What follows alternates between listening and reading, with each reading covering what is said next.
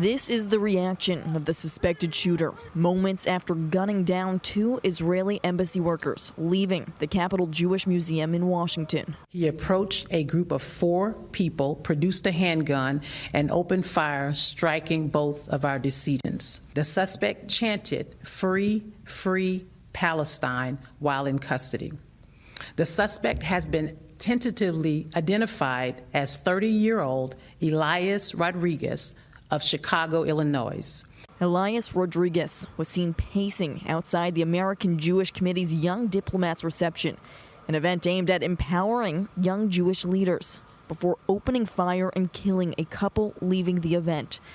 Yaron Lishinsky, who's worked at the Israeli embassy since September 2022, and Sarah Milgram, an employee of the embassy's Department of Public Diplomacy since November 2023. The couple was expected to be engaged next week. The young man purchased a ring this week with the intention of proposing to his girlfriend next week in Jerusalem. Jewish actor and activist Yuval David spoke to I-24 News at the scene of the attack as he had just met Yaron.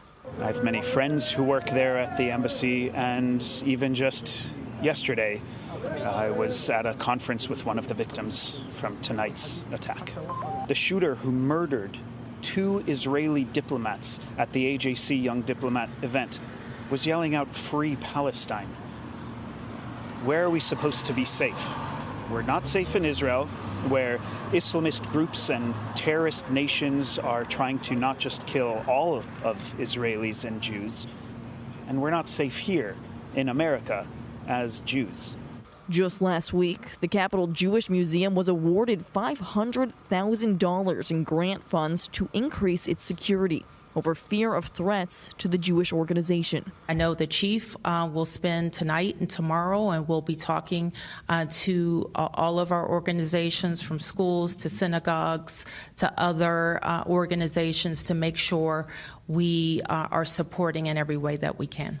Condolences are pouring out from the United States, with President Donald Trump writing on Truth Social, "These horrible D.C. killings, based obviously on anti-Semitism, must end now. Hatred and radicalism have no place in the USA." And in Israel, Prime Minister Benjamin Netanyahu's office writing, "We are witness to the terrible cost of the anti-Semitism and wild incitement against the State of Israel. I have directed that security be increased at Israeli missions around the world and for the state's representatives."